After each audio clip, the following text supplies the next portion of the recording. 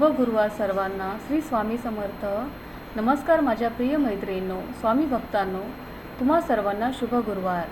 आजचा दिवस तुमच्यासाठी स्वामी महाराजांची कृपा तुमच्या आणि तुमच्या संपूर्ण परिवारावर सदैव राहो ही स्वामी चरणी प्रार्थना करते आणि आजच्या ब्लॉगला सुरुवात करते. आजचा दिवस खूप साधा होता, पण प्रत्येक साध्या दिवसातही देवाने दिलेली सुंदर एक आशीर्वाद थंडगार वारा असतो. आज सकाळचं वातावरण बाहेर हलका असा पाऊस पडत होता. स्वामी थंडगार वारा, पक्ष्यांचा आवाज आणि प्रसन्न वातावरण पाहून मन आनंदाने भरून गेलं. मनामध्ये एकच विचार आला, स्वामी आजचाही दिवस तुमच्या कृपेने सगळ्यांना सुंदर जाऊ दे ही स्वामी चरणी प्रार्थना करते. आज मुलांची शाळा होती. आज पावसाचं थोडंसं थर कमीच होता. आज शाळा असल्यामुळे मी लवकर उठली. सकाळची सगळी कामं आवरली, मुलांची तयारी केली. त्यानंतर आंघोळ करून देवघरामध्ये गेले. आज गुरुवार असल्यामुळे स्वामींची मनापासून पूजा केली. दिवा लावला, उदबत्ती लावली, देवपूजा केली. काही क्षण शांतपणे स्वामींच्या चरणी बसली. खरंच दिवसाची सुरुवात देवाच्या नामस्मरणामुळे झाली की संपूर्ण दिवसामध्ये आपल्याला एक वेगळीच ऊर्जा मिळते. पूजा झाल्यानंतर नामस्मरण केलं. साखळी पारायण जे आज बाकी होतं ते सुद्धा केलं. नंतर आज जेवणाचा बेत असा साधाच होता. आज जेवणामध्ये मुगाचं वरण, गरमागरम भात, मऊ चपात्या आणि टोमॅटोचा ठेचा असा आजचा मेनू होता. मला नेहमी वाटतं की प्रेमाने जेवण बनवलं की साधं का असेना, पण ते आपण खातो आणि ते सगळ्यांना आवडतो. तर ठेचा बनवण्यासाठी मी मिरच्या कढईमध्ये फ्राय करत होती. नंतर टोमॅटो घालून भाजून घेतल्यानंतर त्याला झाकण लावून थोडा वेळ थंडगार होजेपर्यंत वाफू दिलं. मुलं शाळेत गेल्यानंतर थोड्या चपात्या बाकी होत्या. चपाती लाटताना मला नेहमी एक विचार येतात. जीवनही या आपलं चपातीसारखंच असतं. सुरुवातीला पीठ मळावं लागतं, नंतर मेहनत घ्यावी लागते, तेव्हाच सुंदर अशी मऊ चपाती आपली तयार होते. त्याचप्रमाणे आयुष्यही तसंच आहे. कष्ट, संयम आणि सातत्य असेल तरच यशाची चव आपल्याला अनुभवायला मिळते. आपण रोज आपल्या घरच्यांसाठी जेवण बनवतो, कुटुंबाची काळजी घेतो. ही फक्त आपली रोजची कामं नाही, तर ती आपली प्रेमांची सेवा आहे. प्रेमाने बनवलेला प्रत्येक घास घरात आनंदाने आणि समाधानाने आपला परिवार खात असतो आणि आपली आपुलकी वाढवतो. कधी कधी आपल्याला असं वाटतं का की आपण करत असलेल्या छोट्या छोट्या गोष्टींना काही महत्त्वच नाही, पण नेहमी लक्षात ठेवा, छोट्या छोट्या गोष्टी चांगल्या सवयीचं मोठं आणि सुंदर आयुष्य घडवत असतात. म्हणून आजचा दिवस आनंदाने जगा, मनामध्ये कृतज्ञता ठेवा आणि प्रत्येक काम देवाची सेवा म्हणून समजून करा. श्री स्वामी समर्थ महाराजांवरती श्रद्धा ठेवा. योग्य वेळ आल्यावर ते आपल्याला आपल्या आयुष्यामध्ये इतकं देतील की आपली ओंजळ कमी पडेल. ते आपल्या प्रत्येक मेहनतीचं सुंदर असं फळ नक्की देतात.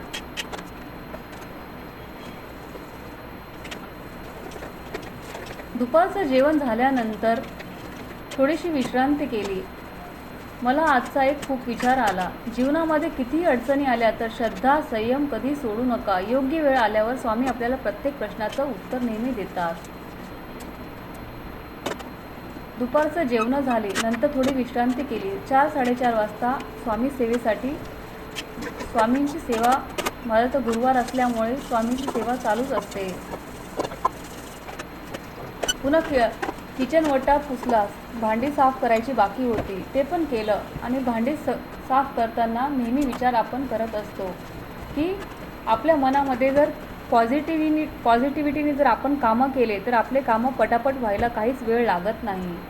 पुन्हा संध्याकाळच्या वेळेस सगळं घर आवरलं, घरातली कामं आवरले. नंतर 4 ते 5 वाजता मला गिऱ्हाईकाच्या 5 ते 6 साड्यांना फॉल लावून द्यायचा होता, ते करत बसली. पुन्हा 8 वाजता आरतीला पण जायचं होतं. साड्यांना फॉल लावताना कुणाला वाटतो की साड्यांना फॉल लावायची काय मेहनत आहे, पण जो व्यक्ती साड्यांना फॉल लावतो त्यालाच माहिती की त्याला काय मेहनत आहे आणि काय मेहनत नाही. तर साड्यांना फॉल लावणं झाला. त्यानंतर मला संध्याकाळच्या आरतीला जायचं होतं. पुन्हा घरातली कामं, चहा वगैरे झाला. नंतर मी स्वयंपाक वगैरे केला, जेवणाची तयारी केली. कामं संपून 7 वाजता मला मठात जायचं होतं. मठात प्रवेश करताच एक वेगळी शांतता जाणवली. स्वामींच्या मूर्तीचे दर्शन घेताच सगळा थकवा जणू क्षणामध्ये नाहीसा झाला. मठात गेलो. शांत असं मंत्र जप वगैरे केला.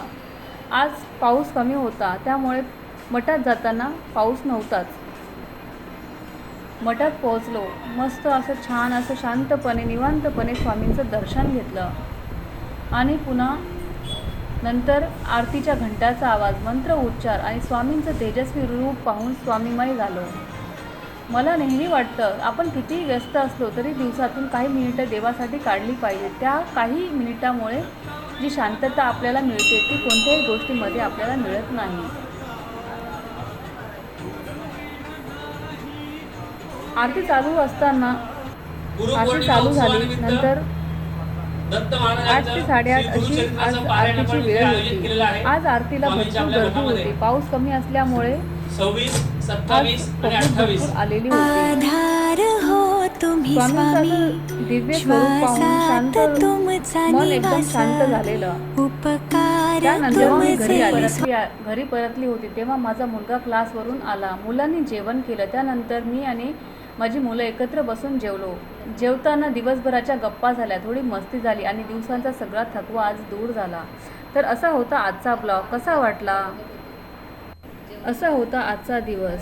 श्री स्वामी समर्थ.